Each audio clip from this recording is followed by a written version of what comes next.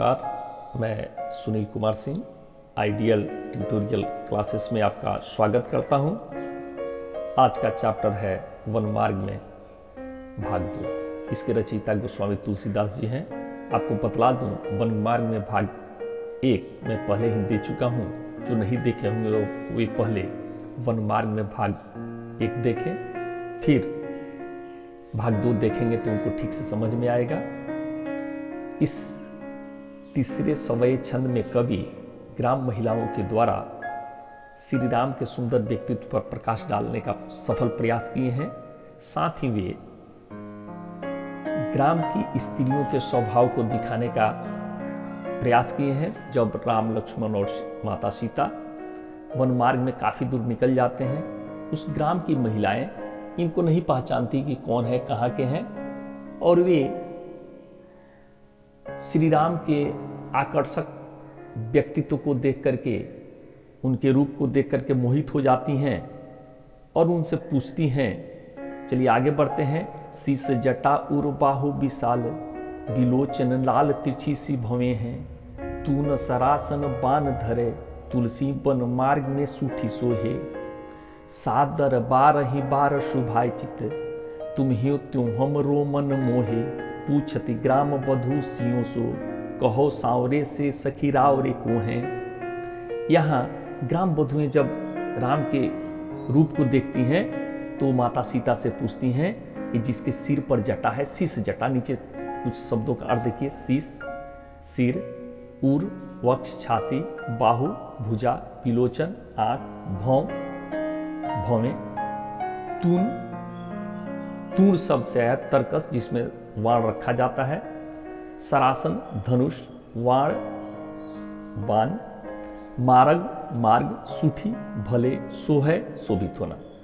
तो ग्राम बधुएं सीता से पूछती हैं कि शीश जटा, जिसके सिर पर जटा है, उर बाहु विशाल, जिसका वक्ष स्थल, छाती और भुजाएं चौड़ी है, विलोचन लाल, जिसकी आंखें लाल लाल हैं और तिरछी सी भवें हैं, मतलब उसकी भवें जो हैं वो टेढ़ी है।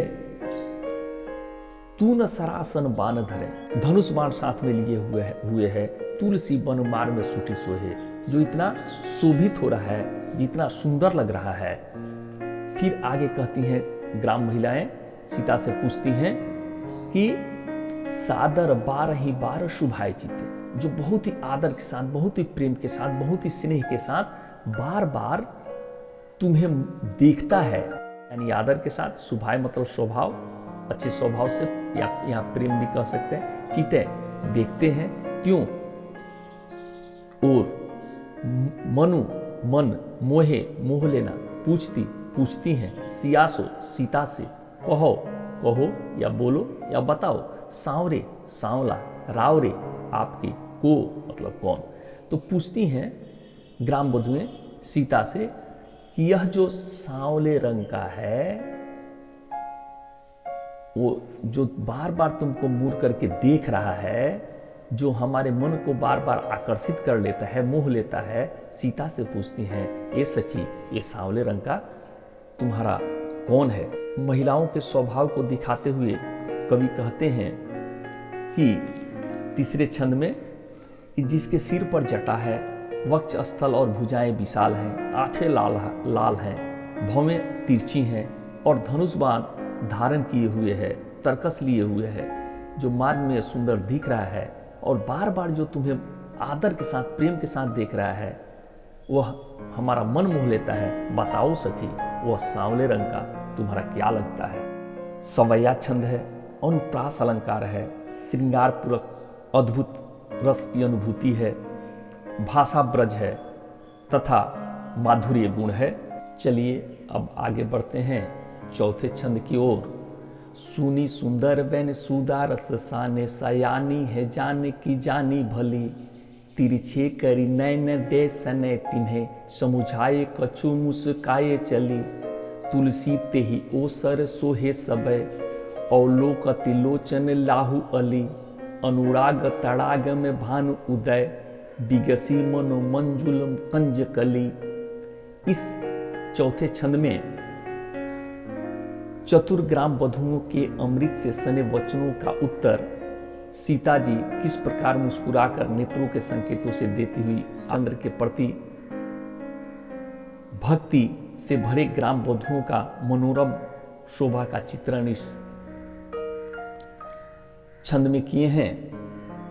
तो इसके कुछ कठिन शब्दों को देख लेते हैं। वैन वचन, बात, सुधारस अमृत, साने सने हुए, सयाने यानी चलाक, तिरछे माने टेढ़ी, नैन आंख, सैन इशारा, तिन्हे इन्हें, समुझाई समझा दी, कछु माने कुछ, मुस्काई मुस्कुराकर,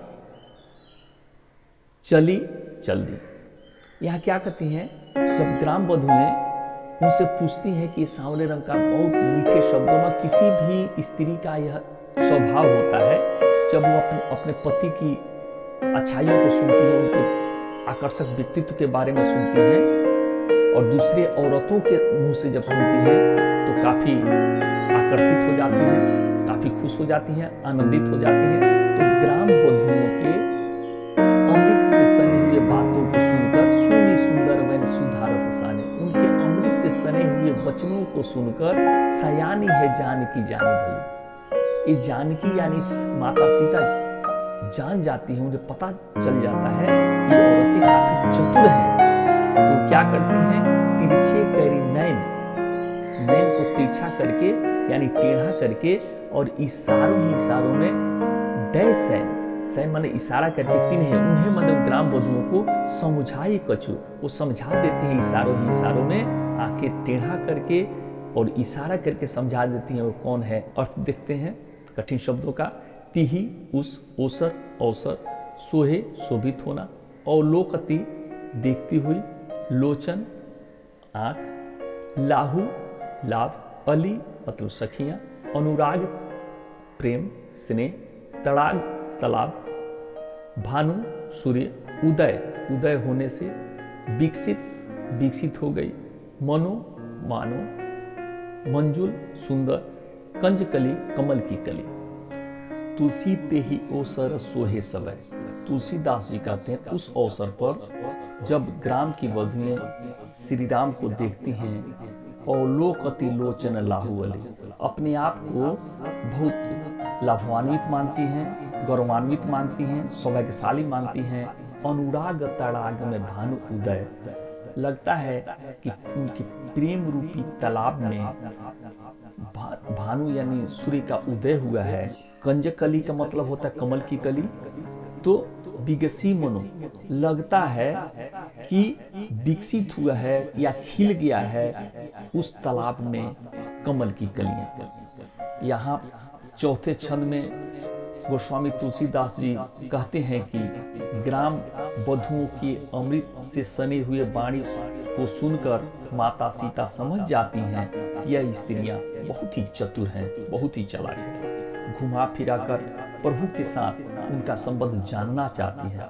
अतः उन्होंने यानी माता सीता ने मर्यादा का पालन करते हुए अपनी आंखों को तिरछे करके इशारों में समझा दिया यह आकर्षक दिखने वाला या व्यक्ति उनका पतिदेव है। फिर सीता जी मुस्कुराते हुए आगे निकल जाती है। कवि कहते हैं कि उस अवसर पर वे ग्राम बधुएं स्वयं को लाभ मानकर या सौभाग्यशाली मानकर श्री राम की ओर देखती हुई ऐसा शोभा दे रही हैं या ऐसा इतना सुंदर लग रही हैं मानो सूर्योदय होने पर प्रेम रूपी तालाब में सुंदर कमल की कलियां खिलखिला उठी हैं। इतना सुंदर वो लग रही हैं ग्राम बधुएं। तो इस चैप्टर को यही समाप्त करते हैं।